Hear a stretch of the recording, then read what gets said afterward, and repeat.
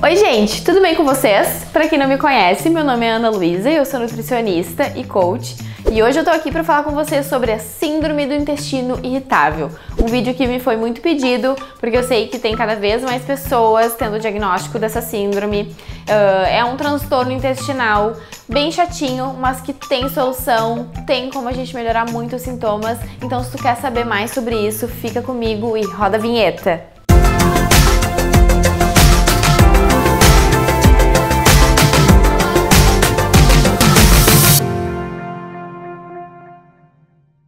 Gente, já aproveita e se inscreve nesse canal, dá um likezinho nesse vídeo, dá um bisu nas minhas redes sociais, no meu Instagram, no meu site, que lá tem um monte de coisa legal e os links estão aqui na descrição, tá?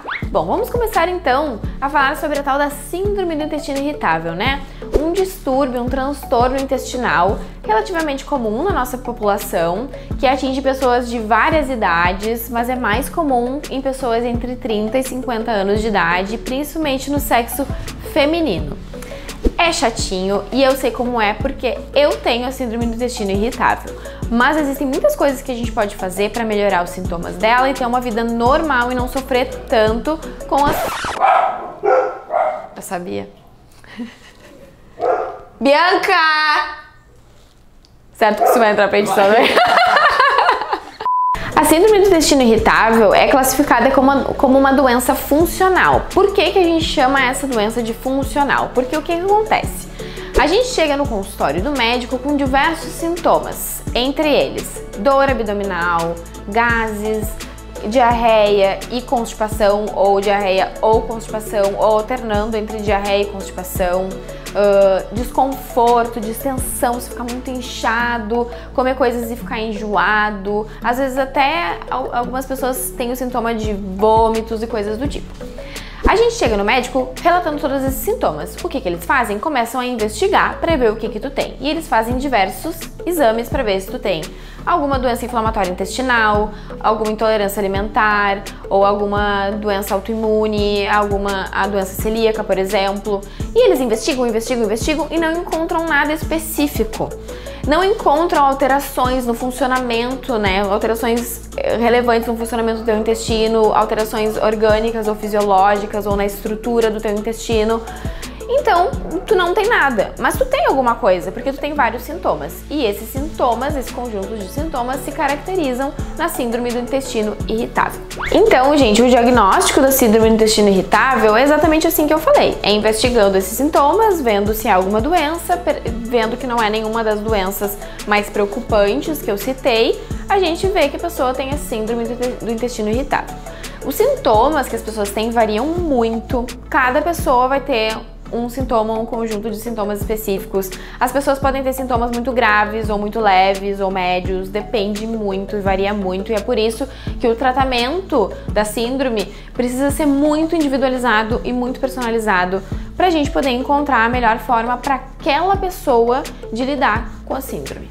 Uma coisa muito importante que vocês saibam é que a síndrome do intestino irritável, ela não causa grandes danos à saúde, a não ser que tu nunca cuide da tua alimentação, nunca busque algum tratamento para os sintomas que tu tem, porque eles podem ir piorando com o passar do tempo, mas não vai causar um dano na tua saúde, como por exemplo uma doença inflamatória intestinal, que é mais grave e aí precisa de uma atenção muito importante. Mas claro, né, que ninguém quer viver com os sintomas dessa síndrome porque é bem chatinho e eu sei bem como é que é e não gosto muito, então a gente tem que fazer algumas coisinhas que melhoram bastante. Um outro ponto importante que muitas pessoas não sabem é que essa síndrome está muito relacionada a questões psicossomáticas, ou seja, a questões psicológicas como depressão, ansiedade e estresse. É muito comum pessoas que têm essa síndrome terem sintomas agravados em momentos emocionalmente mais difíceis, né? Um momento que a pessoa está passando por um momento de estresse, de ansiedade, de depressão.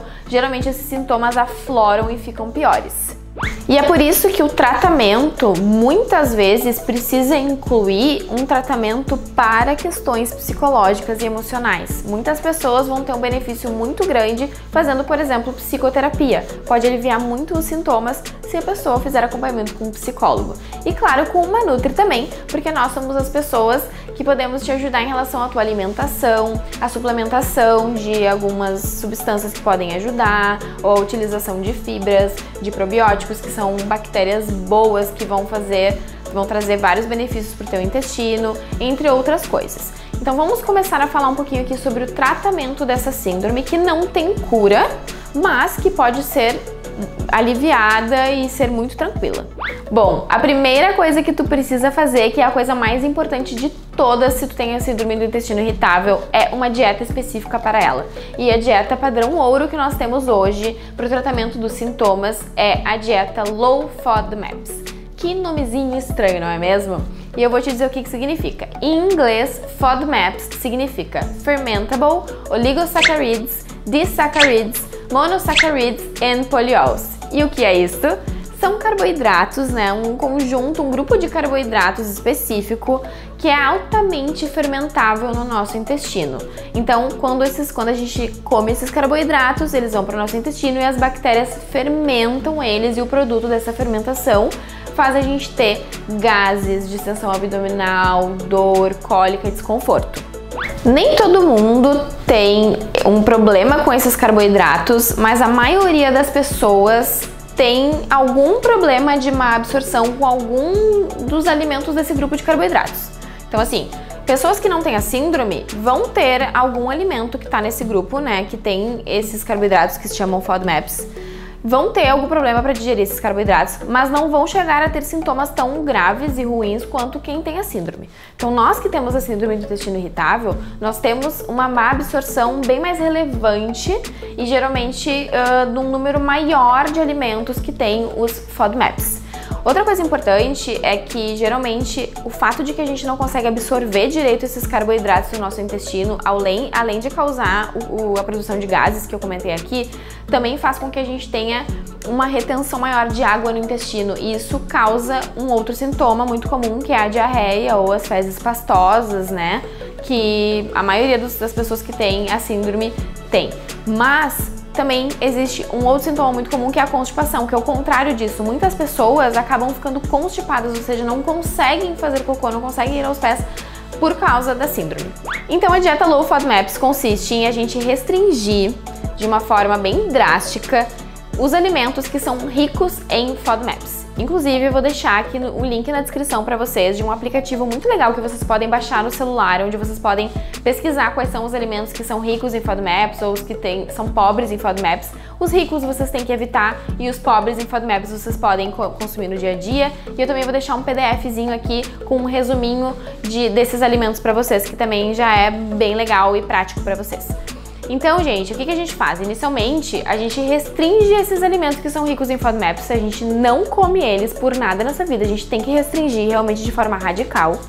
E aí, depois de um tempo, que geralmente vai entre 30 e 45 dias, no máximo 60 dias, a gente começa a reintroduzir esses alimentos de forma gradual e isolada, ou seja, eu deixei de consumir ali uma lista de alimentos, dentre elas o feijão, a maçã, por exemplo. O que eu faço? Quando eu voltar a consumir esses alimentos, eu vou consumir um de cada vez. Então, hoje é o dia que eu vou testar o feijão para ver como que eu me sinto comendo feijão. Eu como feijão. No outro dia, hoje eu vou testar a maçã para ver como é que eu me sinto. Por quê? Qual é o nosso objetivo? A gente exclui todos esses alimentos para depois reincluir, para descobrir quais são os alimentos que te fazem mal. A única forma que a gente tem de saber quais são os alimentos que te fazem ter sintomas é excluindo eles completamente e depois inserindo um de cada vez para descobrir. E aí, porque qual é o objetivo dessa dieta? É justamente que tu não precise restringir esses alimentos para a vida inteira, que tu só restringe aqueles que te fazem mal, porque a maioria dos alimentos que são ricos em FODMAPs são alimentos saudáveis. Então, a gente faz uma dieta de restrição e depois de reinclusão dos alimentos. Pergunta, Nutri.